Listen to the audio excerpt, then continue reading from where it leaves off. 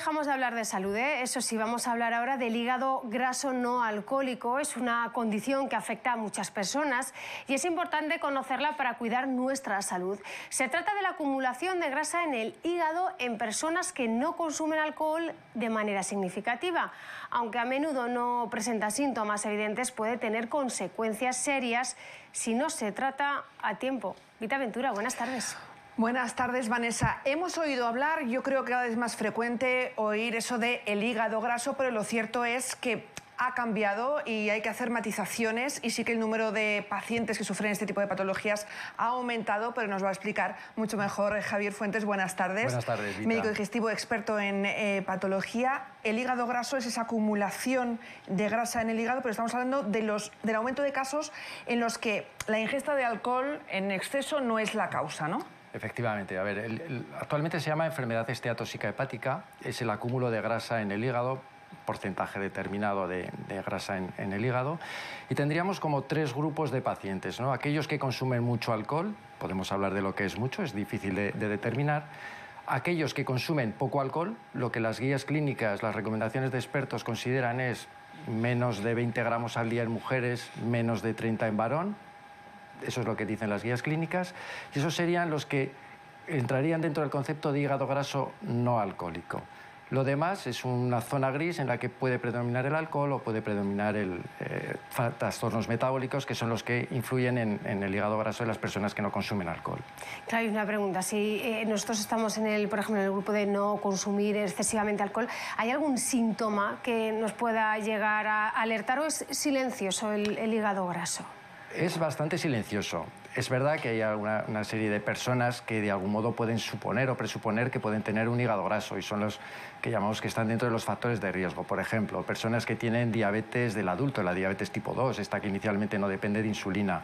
Personas que tienen obesidad, sobrepeso, aquellos que ya saben que tienen colesterol alto, triglicéridos altos, los que son hipertensos. Pues estos son un grupo de personas que de algún modo pueden tener hígado graso. Personas también que tienen trastornos inmunológicos, algunas enfermedades inmunomediadas también se asocian a eso. Y luego están los factores genéticos, ¿no?, que también pueden influir.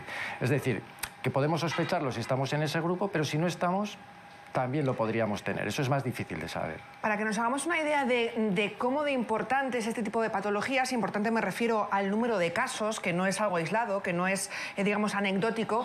Vamos a hablar de estos casos que tenemos estos datos en Aragón. El 25% de la población aragonesa sufre este hígado graso. Afecta a 8 de cada 10 personas con obesidad, que es uno de los factores de los que también hablaremos ahora.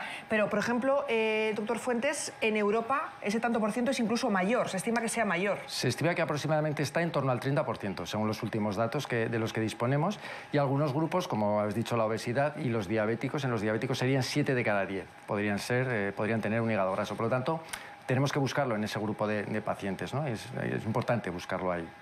Estamos hablando ya de cifras considerables y eso también ha hecho cambiar el perfil de esas personas que acuden a la Asociación de Enfermos y Trasplantados Hepáticos. Han cambiado su perfil. Ahora hay muchos más jóvenes. Ha pasado a ser prácticamente inexistente a ser ya una de las causas principales de trasplante hepático. O sea, si tenemos en cuenta que, por ejemplo, en Estados Unidos supera al hígado el trasplante por alcohol, o sea, ahí está la prevalencia que tenemos, ¿no? Cada vez estamos viendo pacientes más jóvenes precisamente por eso, porque ya vienen de una obesidad infantil y con 30 y tantos años son candidatos para un trasplante de hígado. Nos tenemos que ir adaptando. O sea, por ejemplo, nosotros ya campañas sobre la hepatitis C la hemos dejado de hacer porque prácticamente está erradicada. Es muy difícil que salga un caso por hepatitis C y si sale con el tratamiento que hay, desaparece inmediatamente.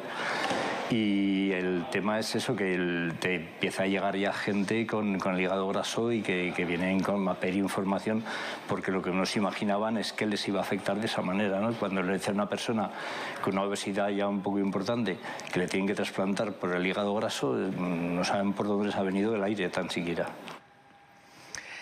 Vemos esas cifras que llaman la atención, estamos hablando del hígado graso y claro, la cuestión y el problema principal, doctor, es que muchas veces no hay síntomas. Vamos a ver una lista de esos no síntomas, es decir, por un lado, lo más habitual es que no sepamos, que lo sepamos por accidente, que a lo mejor estemos sometiéndonos a otras pruebas o tengamos otras patologías y descubramos, ¿no? Es lo más habitual. Los más comunes sí que son fatiga, dolor en la parte superior derecha. Sí, son síntomas absolutamente inespecíficos. Es decir, esto lo puede tener cualquier persona. Claro, yo estoy pensando ahora, digo, yo tengo fatiga y, claro, y a veces tengo ese dolor. Alguna vez te dolerá el abdomen, sí. Evidentemente, y no tienes por qué tener un hígado graso ni tener ninguna patología digestiva. O sea, calma, vale, calma. Es una enfermedad que no suele producir ningún síntoma. En fases avanzadas, por supuesto que sí.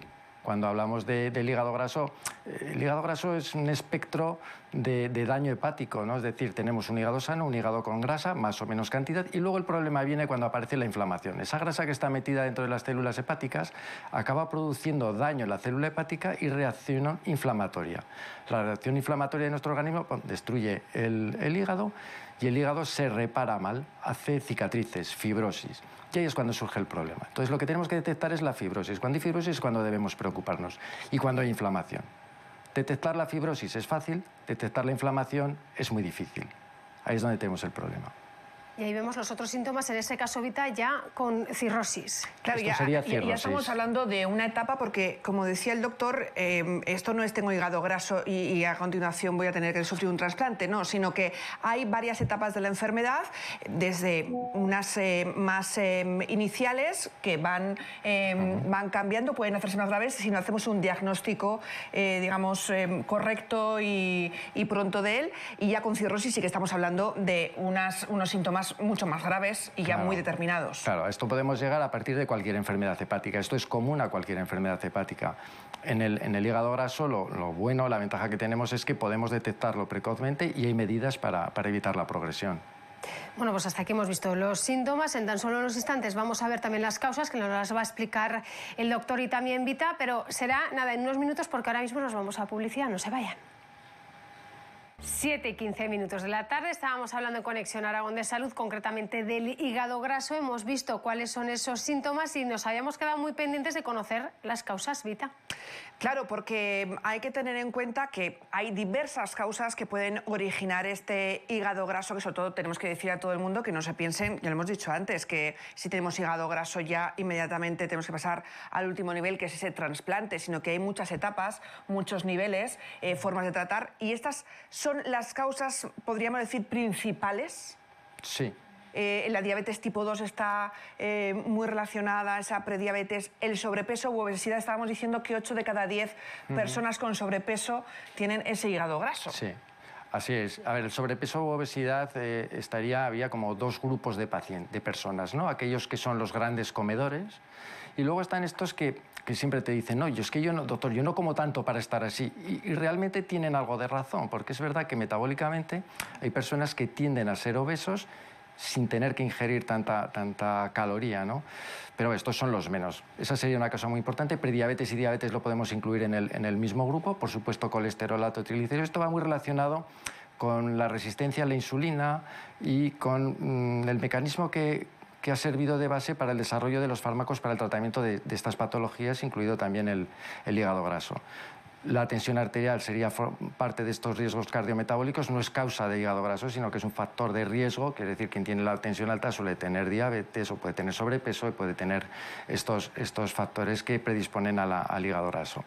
Y finalmente me llama la atención que se ha puesto ahí la pérdida rápida de peso y mala dieta.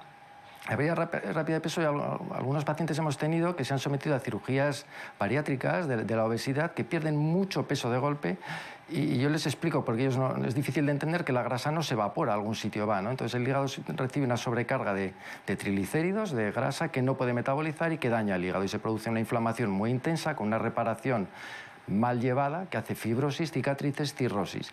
Y algún paciente tiene que revertir esa cirugía para evitar esa sobrecarga y ese estado inflamatorio, e incluso han llegado a trasplante hepático. Es decir, las causas podemos decir que son estas. Y no hay que olvidar que cada vez sabemos más de condicionantes genéticos. Sabemos que hay personas que no son obesos, que no tienen estos factores de riesgo y que en cambio tienen un hígado graso a lo mejor no muy llamativo, pero una progresión muy rápida hacia la fibrosis. Hay que decir que estos son muy pocas personas. Es decir, esto es la mayoría, lo otro es muy poco frecuente y ya forma parte de lo menos habitual y de lo que vemos en las consultas ya muy especializadas. Claro, hay que tener en cuenta que es multidisciplinar, Vanessa. Estamos hablando de que abordar esto habría que abordarlo desde diferentes perspectivas, claro. Precisamente estamos hablando que el hígado graso es una patología que va aumentando y que además requiere una formación específica y a la vez, como bien acaba de decir Vita, multidisciplinar. Una muestra es el máster que se ha puesto en marcha este curso en el campus de Huesca de Unizar, en el que nutrición y medicina van de la mano y, entre otras cuestiones, el hígado graso es uno de los puntos en los que se trabaja. Miguel Ángel Montoro, médico digestivo y uno de los coordinadores de esta titulación. Muy buenas tardes. Buenas tardes. ¿Cómo se está preparando a los futuros profesionales de la sanidad para abordar el aspecto multidisciplinar de esta enfermedad? Bien, es una pregunta muy interesante porque claro, los médicos sabemos bien la fisiopatología del problema, la forma de presentación, los síntomas, el diagnóstico, pero a la hora de intervenir, claro, el hígado graso hay que intervenir en la dieta. Y hay que intervenir en el estilo de vida, ¿no? Y esto quien lo hace bien es un dietista nutricionista bien formado, ¿no? Con los dietistas nutricionistas tenemos un problema, es decir, así como los médicos. Cuando terminamos nuestra titulación tenemos la posibilidad de hacer una especialización que es el MIR.